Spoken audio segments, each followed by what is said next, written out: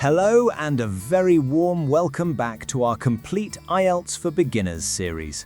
I am so happy you are here because today we are going to face one of the biggest challenges in the entire IELTS test. We are going to talk about the question type that causes more stress, more confusion, and more lost points for students than any other. Yes, we are talking about true, false, or not given. When students see these questions, they often feel like they are doing a logic puzzle or a trick question that was designed to confuse them. It can be very frustrating, especially the difference between false and not given. But I have some very important news for you today. True, false, not given is not a trick. It is a test of very careful reading. There is a clear, logical system that you can follow to answer these questions correctly every single time. And in this video, I am going to give you that system. We are going to break it down into small, easy steps. We will define what true, false, and not given really mean. I will show you a simple step-by-step strategy to use for every question, and we will walk through several examples together so you can see exactly how it works. My promise to you is that by the end of this video, you will feel much more confident. You will have a plan. You will be ready to become a true, false, not given master. So, take a deep breath and let's begin. Before we learn any strategies or look at any examples, we must talk about the golden rule of true, false, not given. This is the most important rule. If you break this rule, you will find these questions impossible. The golden rule is this. For these questions, you must forget everything you know about the world. Your own knowledge, your own opinions, and facts you learned in school are not important. For the next 60 minutes of the test, your entire universe is only the text on the page in front of you. The passage is your only source of truth. Let me give you an example. Imagine a statement says, "The Earth is round." In real life, is this true? Yes, of course it is. We all know the Earth is round. But if the reading passage does not mention the shape of the Earth, you cannot use your own knowledge to answer. If the information is not in the text, you cannot say it is true. This is the most common trap that students fall into.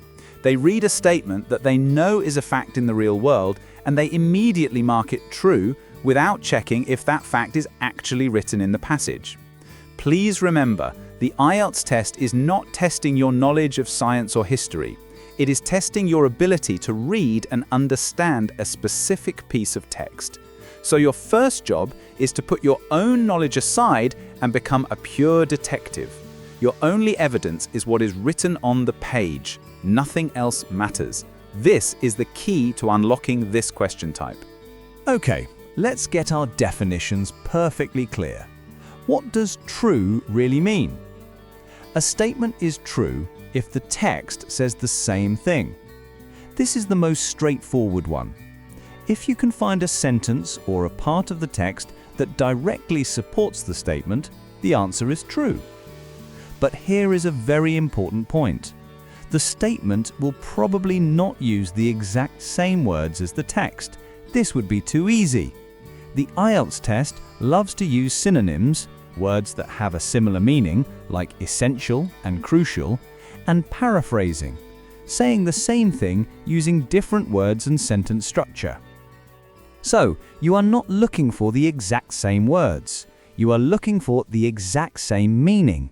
If the meaning of the statement and the meaning of the information in the text match perfectly, the answer is true. Now, let's talk about false. This is where it starts to get a little trickier. A statement is false if the text says the opposite. It's not just different, it's a direct contradiction. A contradiction means two ideas that cannot both be true at the same time. There must be a direct conflict, a fight, between the information in the text and the information in the statement. For example, if the statement says, "All cars are red," if the text says, "No cars are red," That is a direct contradiction. The statement is false. If the text says, "Some cars are blue," this also proves the statement, "All cars are red," is impossible. So the statement is false. If the text says, "The car was green," this also proves "All cars are red" is impossible. The statement is false. The key idea is that there must be information in the text that proves the statement is wrong. And now for the trickiest one of all, not given. This is the one that causes the most problems, and it's the main reason students get confused between false and not given. Let's make the difference very clear. False means the text says the opposite. Not given means the text says nothing. A statement is not given if you simply cannot find the information anywhere in the passage. The topic might be there, some of the key words might be there, but the specific piece of information that the statement is talking about is missing. You cannot prove it is true, and importantly, you cannot prove it is false. The text just doesn't give you enough information to decide. A good way to think about it is this. If you find yourself reading the text and thinking, "Well, maybe," or "It's possible, I guess," or "The text doesn't really say," then the answer is almost certainly not given. Don't try to guess or assume. If the evidence is not there, it's not given. Okay, now that we have our clear definitions, we need a strategy to use for every single question. Here is your simple, powerful 3-step strategy. Step 1. Analyze the statement. Before you even look at the passage, focus on the question statement. Read it 2 or 3 times. Underline the key words, the important nouns, verbs, and adjectives. But more importantly, think about the core meaning of the sentence. What is the central claim it is making?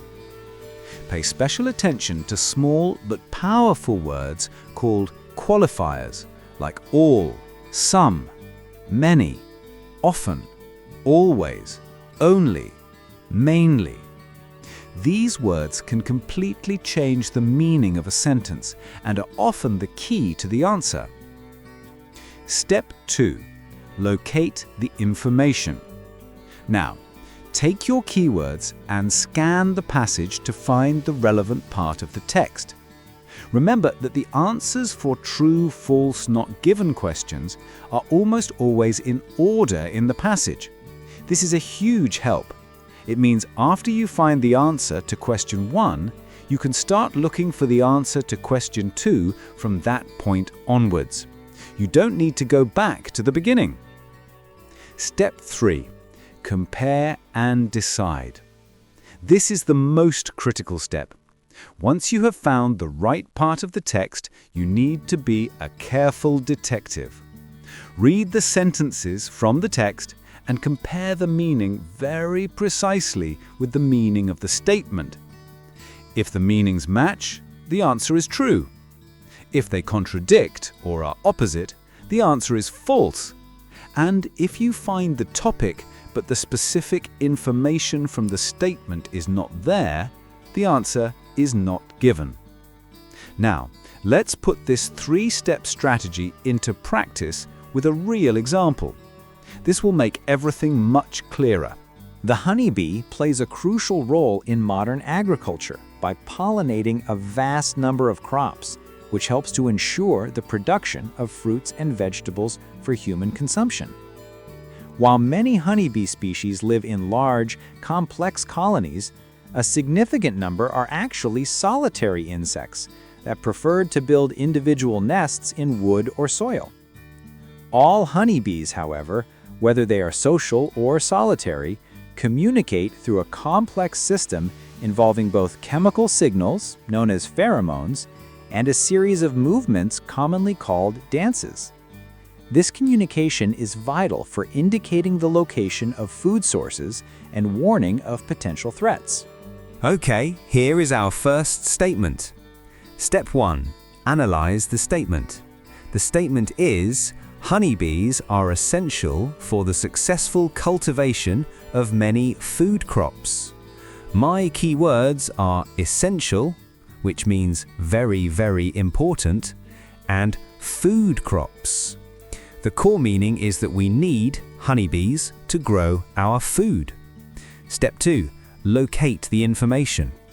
I'll scan the text for these ideas. I'll look for words like essential, important, crops, food, agriculture. I see these ideas right at the beginning of the text. Step 3. Compare and decide. The first sentence of the text says the honeybee plays a crucial role in modern agriculture by pollinating crops to ensure the production of fruits and vegetables. Now I compare. The statement says essential. The text says crucial role. Are these the same meaning? Yes, essential and crucial are perfect synonyms. They both mean very important. The statement says food crops. The text says fruits and vegetables. Are fruits and vegetables a type of food crop? Yes, they are. The meaning of the statement and the meaning of the information in the text are the same. They match perfectly. Therefore, the answer is true. Excellent. Let's move to the next statement. Step 1. Analyze the statement. The statement is, all types of honeybees live together in large groups. My keywords are live together and large groups. But the most important keyword here is the qualifier all. This is an absolute word. It means 100% with no exceptions. This kind of absolute word is a big signal to be very careful. Step 2. Locate the information. I remember the answers are in order, so I will continue reading from where I left off. I'm looking for information about how bees live. The second sentence talks about this. Step 3. Compare and decide. The second sentence says, while many honeybee species live in large complex colonies, a significant number are actually solitary insects. Let's compare this directly. The statement says all honeybees live in large groups. The text says many live in large groups, but a significant number are solitary. Solitary means they live alone. This is a direct contradiction. The text explicitly says that not all honeybees live in large groups, some live alone. The statement is therefore impossible. It is directly proven wrong by the text. So the answer is false. Okay, our final statement. Let's use the strategy. Step 1. Analyze the statement. The statement is, the dances of honeybees are more effective than chemical signals.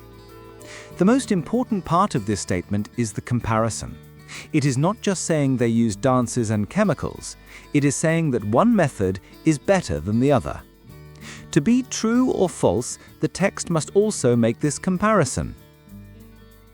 Step 2. Locate the information. I'll continue scanning from where I left off. The third sentence talks about communication.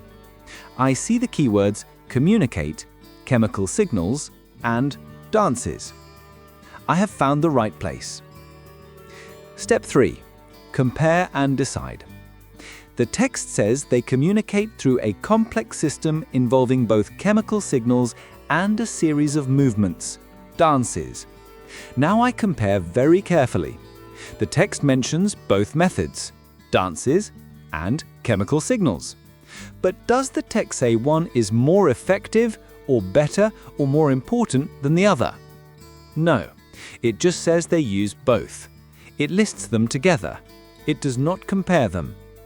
Since there is no comparison of effectiveness in the text, I cannot say the statement is true and I cannot say it is false. The information is simply not there. Therefore, the answer is not given. Before we finish, I want to quickly remind you of the two most common traps and how to avoid them. First is the assumption trap. This is when you use your own knowledge. You might know a fact is true in the real world, but if that fact is not in the text, you cannot use it. The solution is simple, but requires discipline. Stick to the text only. Pretend you know nothing else. Second is the qualifier trap. This is about paying very close attention to small but powerful words. Look for words that describe quantity, all, some, many, most, frequency, always, often, sometimes, never, or possibility, can, may, might. These words are often the key difference between a true, a false, and a not given answer. A statement that says all people is very, very different from a statement that says some people. Read these small words with extreme care. True, false, not given might seem like the most difficult question type, but it is really just a test of very careful and logical reading. It's a puzzle that you can solve. By understanding the precise definitions and by patiently following the three-step strategy for every single question, you can turn this area of weakness into one of your greatest strengths. Be a detective. Analyze the statement, locate the evidence, and compare it carefully. If this guide was helpful and made things clearer for you, please show your support by giving it a like and subscribe to our channel for our next video, where we will use all our skills to master matching headings. Thank you so much for your focus and hard work today. You can do this. I'll see you in the next lesson.